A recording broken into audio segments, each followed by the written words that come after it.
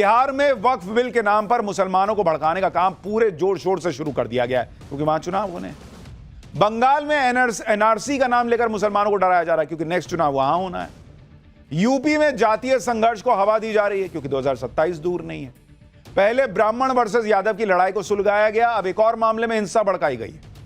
और इधर दिल्ली में बुलडोजर एक्शन पर गरीबों को भड़काया जा रहा है, सीधे प्रधानमंत्री के घर में घुसने जैसी धमकियां दी जा रही, क्योंकि पंजाब में बाईपोल की एक सीट जीते ही केजरीवाल को लगने लगा है कि दिल्ली में वापसी हो सकती है। यानी दिल्ली हो या यूपी या बिहार, हर जगह भड़काऊ बयानबाजी चल रही है, भीड़ को उकसाने का काम चल रहा है, कभी वक्फ के नाम पर, कभी वोटर लिस्ट के नाम पर, कभी बुलडोजर के नाम पर, कभी जाति के नाम पर। गजब बोल रहे हैं भाई ये लोग। मतलब नफरत फैले, पूरा इनका प्राइम फोकस ये लगता है, और टारगेट नरेंद्र मोदी को कर लिया। बिहार में कैसे वक्फ कानून पर बवाल मच गया है और वोटर लिस्ट को लेकर सवाल क्यों उठ रहे हैं, यूपी में कौन योगी की परेशानियां बढ़ा रहा है, दिल्ली में किसने प्रधानमंत्री के घर में घुसने की धमकी दे दी, आज सब विस्तार से बताऊंगा। इस वक्त इंडी गठबंधन सबसे ज्यादा परेशान है बिहार और बंगाल को लेकर, क्योंकि बिहार में तो अगले कुछ महीने में चुनाव है, बंगाल में अगले साल चुनाव है।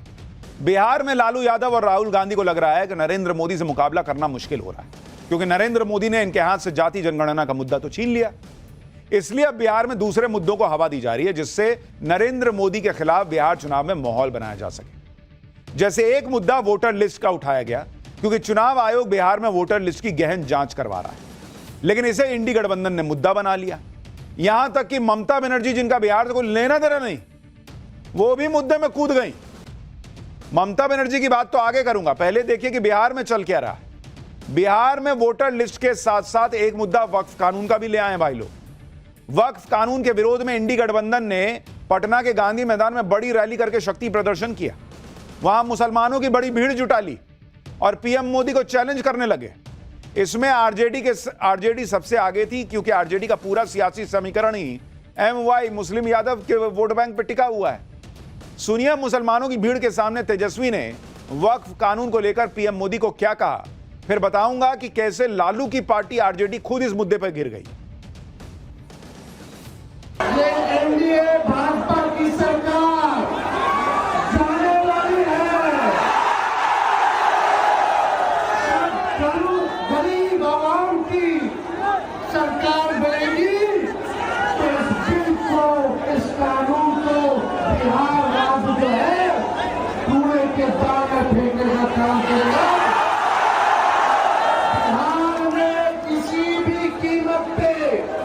इस कानून को हम लोग लागू नहीं होने देंगे। मुसलमानों की भारी भरकम भीड़ जुटा के तेजस्वी यादव कह रहे हैं, ये देश किसी के बाप का नहीं है। बिल्कुल सही कह रहे बॉस, ये किसी के बाप का नहीं है, ये संविधान से चलेगा, और उसी संविधान के तहत कानून बना है संसद के अंदर। तो वोट के नाम पर किसी के बाप का कानून नहीं है कि इसको उड़ा के कोई भी कूड़ेदान में फेंक देगा। यह सब पे लागू होता है बॉस। संसद से पास कानून को तेजस्वी यादव कूड़ेदान में फेंकने की बात कर रहे हैं। बीजेपी भड़क गई। बीजेपी ने इसी बयान पर बाबा साहब अंबेडकर के संविधान का अपमान बताकर तेजस्वी के साथ साथ इंडी गठबंधन को भी फंसा दिया। बीजेपी प्रवक्ता सुधांशु त्रिवेदी ने कहा कि इंडी गठबंधन न संसद को मानता है, न जुडिशरी को मानता है। वोट बैंक की चाहत में इनका समाजवाद नमाजवाद में तब्दील हो गया है। सुनिए सुधांशु त्रिवेदी। यह बहुत गंभीर विषय है। उन्होंने वक्फ बोर्ड के कानून के लिए कहा कि हम इसको कूड़ेदान में फेंक देंगे, जबकि वह भारत की संसद के दोनों सदनों से पारित है, कोर्ट में विचाराधीन है कि न संसद का सम्मान न न्यायपालिका का सम्मान। वोट बैंक की चाहत में जो कुछ बोला गया है तेजस्वी यादव और इंडी गठबंधन के अन्य नेताओं के द्वारा, उससे साफ है कि यह संविधान को कूड़ेदान में फेंकने की 50 साल पुरानी मानसिकता से बाहर नहीं आ पा रहे हैं। बिहार में इंडी गठबंधन ने वक्फ बचाओ संविधान रैली कर शक्ति प्रदर्शन किया, लेकिन इस रैली का आयोजन जिस संगठन ने किया वो इमारत शरिया नामक एक मुस्लिम संगठन। यह संगठन बिहार, ओडिशा और झारखंड में सक्रिय है। इसलिए इस आयोजन को लेकर बीजेपी ने लालू यादव, तेजस्वी यादव और आरजेडी को घेर लिया। आरोप लगाया कि इंडी गठबंधन के मंच से अब बाबा साहब अंबेडकर के संविधान की नहीं बल्कि शरिया और शरीयत की बातें हो रही हैं। बीजेपी ने पूछा कि क्या इंडी गठबंधन बिहार में शरिया कानून लागू करने की सोच रहा है क्या? सुनिए सुधांशु त्रिवेदी को, फिर बताता हूं कि वक्फ कानून का विरोध करके आरजेडी फंसी कैसे। वक्फ बोर्ड के जिन प्रावधानों के विरुद्ध इंडी गठबंधन के नेता बार बार बोल रहे हैं, क्या वो प्रावधान सऊदी अरब में लागू है जो इस्लाम की जन्मस्थली है? नहीं। क्या इंडोनेशिया में लागू है जो सबसे बड़ा मुस्लिम देश है? नहीं। क्या टर्की में लागू है जो खलीफत की सीट रही है? नहीं। क्या वो पाकिस्तान और बांग्लादेश में लागू है? नहीं। जो आईएसआईएस की भूमि है, सीरिया और इराक के हिस्से, वहां पे लागू है? नहीं। तो मैं पूछना चाहता हूं इंडी गठबंधन से, क्या आप बिहार में क्या सऊदी अरब, इंडोनेशिया, टर्की और आईएसआईएस से ज्यादा बड़ा शरिया का कानून लागू करने की सोच रहे हैं? जहां तक इस्लाम धर्म के, इस्लामी अकीदे के मुकद्दस रवायतों का सवाल है तो बहुत साफ कहना चाहता हूं, कुरान में वक्फ नाम का कोई वर्ड नहीं है। यह मुल्ला मौलवियों का अपना क्रिएशन है। वक्फ कानून पर पटना के गांधी मैदान में इंडी गठबंधन ने कल जो माहौल बनाया था, उसे आज बीजेपी पंचर कर रही थी। बीजेपी ने बता दिया कि वक्फ के आंसू गरीब मुसलमान के लिए नहीं निकल रहे, बल्कि उन ताकतवर मुल्ला मौलवियों के लिए निकल रहे हैं जिन्होंने जमीनें हड़पी हुई। और ऐसी ही बातें खुद लालू यादव कह चुके हैं। साल 2010 में यूपीए के वक्फ संशोधन कानून पर बोलते हुए लालू यादव खुद मानते थे कि वक्फ की जमीन पर अनाप शनाप कब्जा हो रखा है और यह कब्जा खुद वक्फ बोर्ड से जुड़े लोगों ने किया हुआ है। लेकिन आज वोट चाहिए तो वही आरजेडी वक्फ कानून में सुधार का विरोध कर रही है, कह रही है कि हम आएंगे सत्ता में तो कूड़ेदान में डाल देंगे। सुनिए लालू यादव, तेजस्वी यादव के पप्पा कैसे वक्फ की जमीन पर चल रहे लूट के खेल को एक्सपोज कर रहे थे। सुनिए एक बार। देखिए, कानून बनाना चाहिए बहुत कड़ा। सारी ज़मीनें हड़प ली गई है, चाहे सरकारी हो या गैर, उसमें जो काम करने वाले लोग हैं सब बेच दिया है। प्राइम लैंड, ऐसा नहीं है कि कोई खेती वाली ज़मीन है। पटना के डाक बंगला पर जितनी प्रॉपर्टी थी, ये सब पर अपार्टमेंट बन गया, सब लोगों ने लूट लाट किया है। आगे से खैर आप तो लाइए, इसको पास हम लोग कर देते हैं संशोधन आपका, लेकिन आगे से कड़ाई के साथ जो भी बल्लियाँ बना रहे हैं, इसको संवैधानिक अधिकार दीजिए और कानूनेबल ऑफेंस करिए। अगर कोई बेचता है सो, और जो कब्जा किए हुए है सो, और ये सारे लोगों को क्रिमिनल मतलब नॉन अवेलेबल इसको नहीं बनाइएगा, तब तक आपका ये खंता पूर्ति ये होता रहेगा।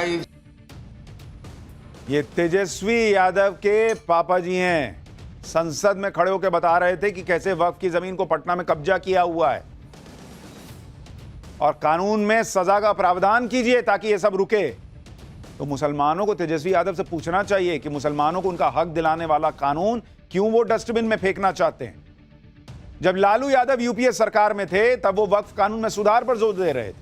अब जब नरेंद्र मोदी ने वक्फ कानून में ऐसे संशोधन किए जिससे जमीन की लूट रुके और गरीब मुसलमानों का फायदा हो, तो लालू यादव की पार्टी मुसलमानों को भड़काने का काम कर रही है। दरअसल आरजेडी के निशाने पर मुस्लिम वोट है जिसे वो हाथ से जाने नहीं देना चाहते। आप अगर खुद देखिएगा कि बिहार में स्थिति क्या है, जरा इसको आप देखिए। बिहार के अंदर,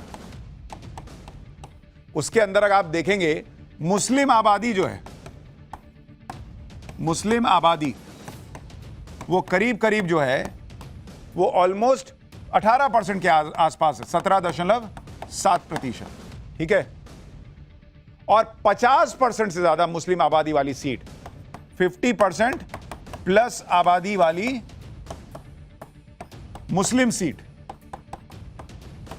अगर आप इसको देखिएगा तो ये है करीब करीब 47 सीट ऐसी है जहां पर 50% से ज्यादा मुस्लिम आबादी है बिहार में।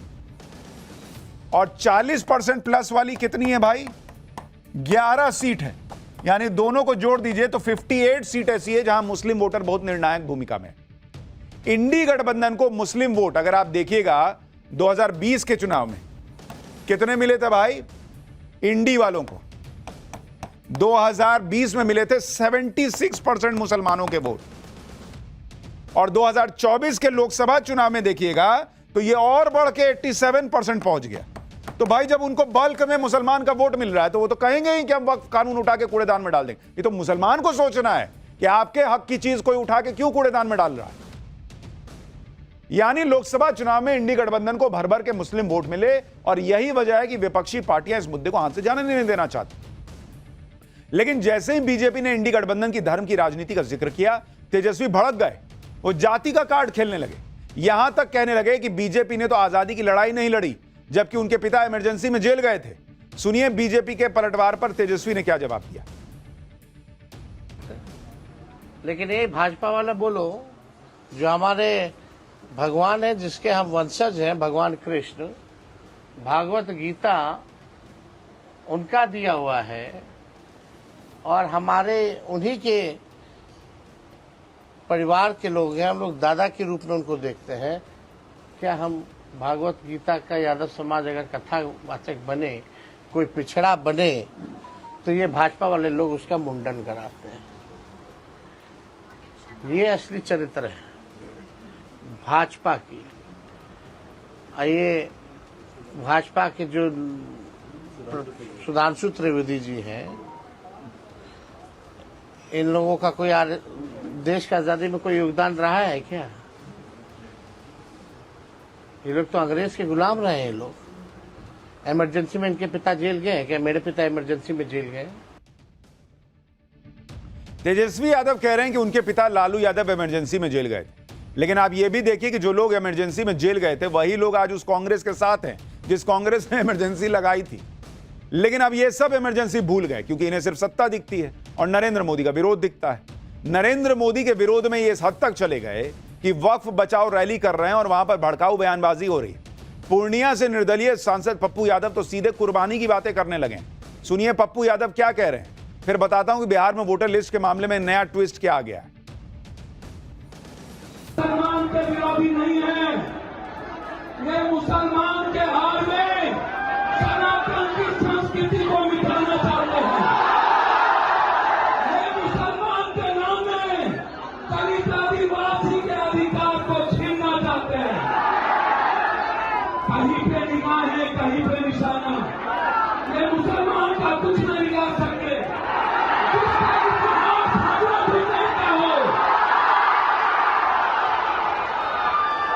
नहीं पता। कुर्बानी का इतिहास बहुत बड़ी ताकत है।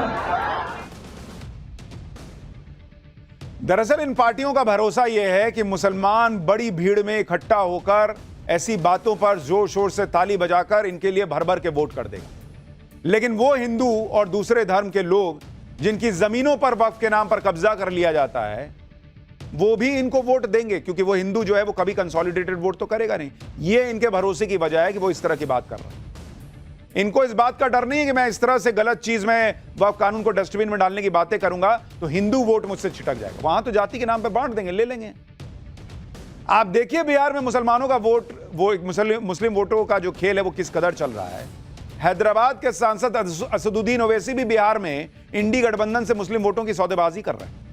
इंडी गठबंधन को यह डर दिखा रहे हैं कि हाथ मिला लो नहीं तो मुस्लिम वोट कटेंगे और बीजेपी जीत जाएगी। बिहार में वक्फ कानून के साथ साथ इंडी गठबंधन ने वोटर लिस्ट में रिवीजन के मुद्दे को भी पकड़ लिया। इस मुद्दे को सबसे पहले ममता बनर्जी ने उठाया और बंगाल में बैकडोर से एनआरसी लागू करने का माहौल बन रहा है, ऐसी बातें कह दी। फिर असदुद्दीन ओवैसी ने भी इसे एनआरसी लागू करने की साजिश बता दिया। आरजेडी भी इस मुद्दे पर माहौल बना रही है कि मोदी शाह जो है वो बैकडोर से चुनाव आयोग के माध्यम से एनआरसी ले आए। तेजस्वी यादव आरोप लगा रहे हैं कि प्रधानमंत्री नरेंद्र मोदी ने निर्वाचन आयोग को बिहार की समस्त मतदाता सूची को निरस्त कर केवल 25 दिन में 1987 से पूर्व के कागजी सबूतों के साथ नई मतदाता सूची बनाने का निर्देश दिया है। आरजेडी का आरोप है कि चुनावी हार की बौखलाहट में बीजेपी अब बिहार और बिहारियों से मतदान का अधिकार छीनने का षड्यंत्र कर रही है। एक बार तेजस्वी यादव क्या कह रहे हैं सुन लीजिए, फिर आपको बिहार में वोटर लिस्ट के मुद्दे का सच क्या है, क्या वाकई बैकडोर से एनआरसी आ गई है, सारे फैक्ट्स बताता हूं।